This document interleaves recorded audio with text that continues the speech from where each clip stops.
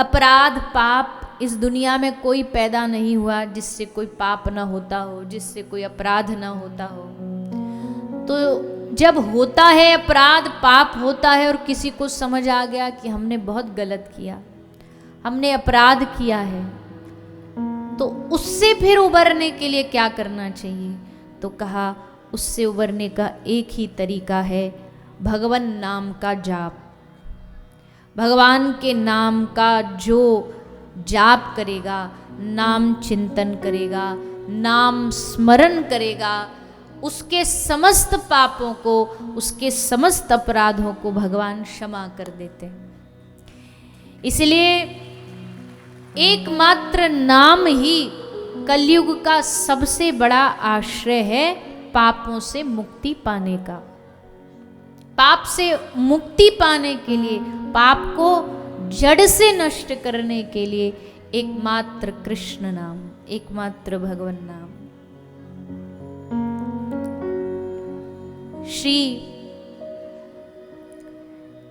श्रीमन चैतन्य महाप्रभु से लोगों ने पूछा, हे महाप्रभु, कलयुग आ रहा है, चल रहा है, आगे और बढ़ेगा, आगे और बढ़ेगा। तो ऐसे बढ़ते हुए युग में, ऐसे बढ़ते हुए पाप के युग में कैसे भगवान से लोगों को जोड़ा जाए? क्योंकि अगर ये कह दिया जाए कि पूजा करो विधि विधान से, तो लोग बहाना क्या देंगे कि जी हमारे पास तो पूजा की सामग्री के लिए पैसा नहीं, पूजा में तो धूप लगती है, अगरबत्ती लगती है, हमारे पास तो वो भी नहीं है। तो महाप्रभु ने कहा कि कोई कुछ भी ना करे तो तुम नाम भगवान के आश्रित हो जाओ। नाम में ना अगरबत्ती लगती है, न फूल लगता है, ना कोई सोने का सिंहासन की जरूरत है, जीव ही सिंहासन है और उस पर नाम भगवान को बिठा दो। उस पर नाम भगवान को बिठा करके महाप्रभु कहते, कोई बुरे से बुरा व्यक्ति भी इतने पाप नहीं कर सकता जितना नाम पापों की सफाई कर सकता है। कोई इतने पाप नहीं कर सकता जितना नाम भगवान का सब पापों को नष्ट कर सकता है। इतनी सामर्थ्य है भगवान के नाम। इसलिए महाप्रभु को कली पावन अवतार कहा गया है। कली काल में, कलयुग में सबकी मति को भगवान से जोड़ने का काम श्रीमन महाप्रभु और उनके पार्षदों ने किया है। सुगम सरल साधन भगवान नाम का बता दिया है। जो फल ना कुरुक्षेत्र में विप्रन कंचन को भुवदान दिए ते, जो फल जोग और जग किए नहीं, जो फल धूमहु पान किए ते, जो फल न मही दान दिए सब तीरथ हु परिकर्म किए ते, जो फल वंशी सो कोटि उपाय ते, सो फल राम को नाम लिए ते। जो फल करोड़ों यज्ञ करने से नहीं मिलता, जो फल कुरुक्षेत्र में सूर्य ग्रहण पर विप्रों को कंचन स्वर्ण दान करने से नहीं मिलता, अनेकानेक भुवन बना करके, भवन बना के दान करने से नहीं मिलता, वो फल केवल राम के नाम लेने से प्राप्त हो जाता है।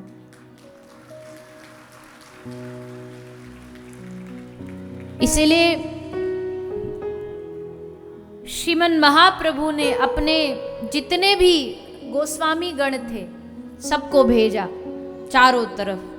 कुछ वृंदावन गए, कुछ उड़ीसा प्रांत चले गए, कुछ बंगाल में रह करके, नवद्वीप में रह करके नाम प्रचार करते रहे।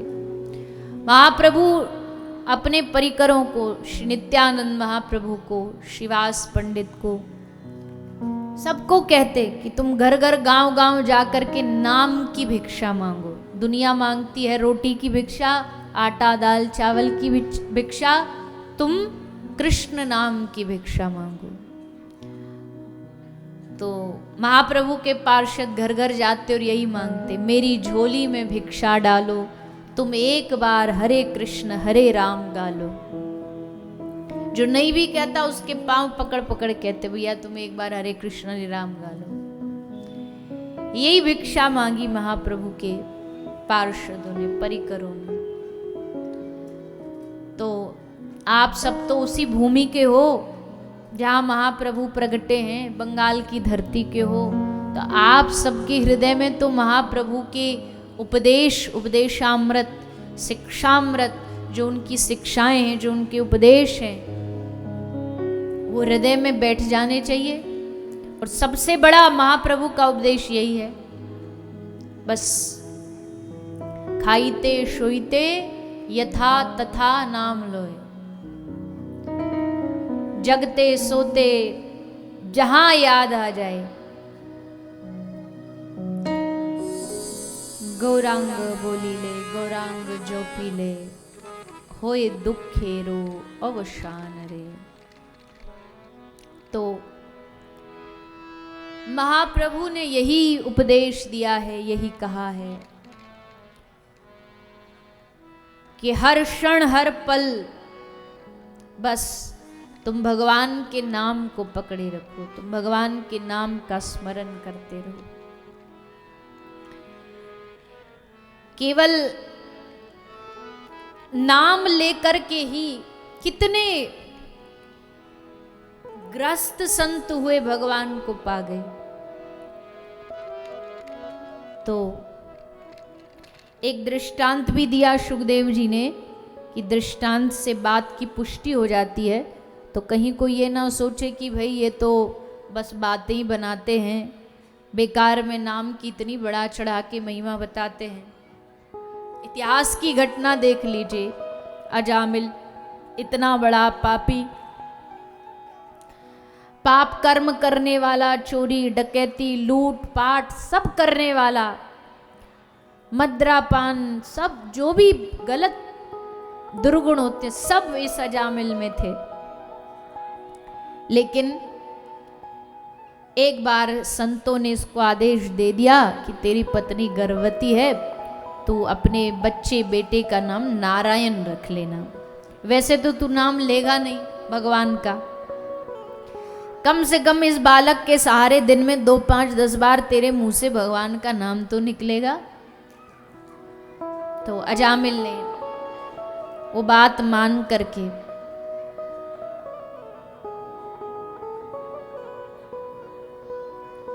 नाम बालक का, बच्चे का नाम इसने रख दिया नारायण।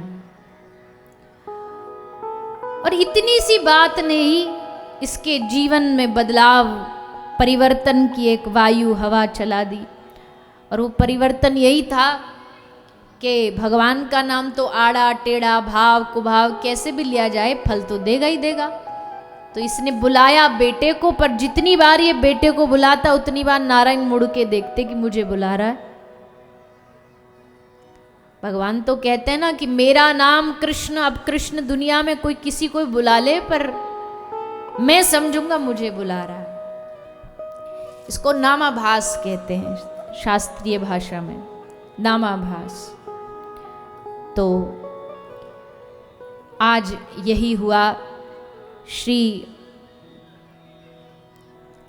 नारायण नाम करते करते अजामिल का अंत समय, उस समय भी मुंह से नारायण निकल गया और काम बन गया अजामिल का।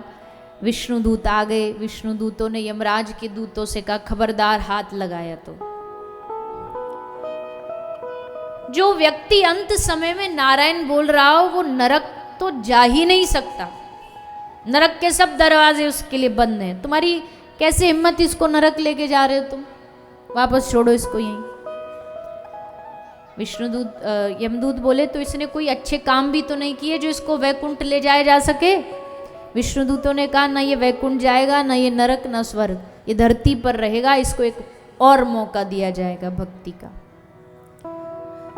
तब अजामिल, अब ये सब बात सुन ही रहा था अजामिल दोनों की बातें, तो उसको जब जो दोनों चले गए विष्णुदूत यमदूत, तब इसको आभास हुआ अरे भाई तूने नारायण बेटे को पुकारा तब तेरा कल्याण हो गया। सोच अगर तू दिल से भाव से नारायण नाम लेगा तो फिर कल्याण कैसे नहीं होगा। तब इसने नाम जाप किया और भगवान को प्राप्त किया। तो ऐसा पाप वृत्ति में डूबा जामिल भी जब नाम लेता है तो उसका उद्धार होता है। लेकिन इस नाम के गुण बहुत हैं, पर इसमें अपराध भी हैं। 10 नामा अपराध हमारे परंपरा में बताए जाते हैं। नाम के 10 अपराध भी हैं, उनसे बचना चाहिए। नाम को किसी लौकिक व्यवहार के लिए उपयोग नहीं करना चाहिए। कई सारे अपराध हैं, उनसे बचना चाहिए, तब नाम फलीभूत जरूर होगा।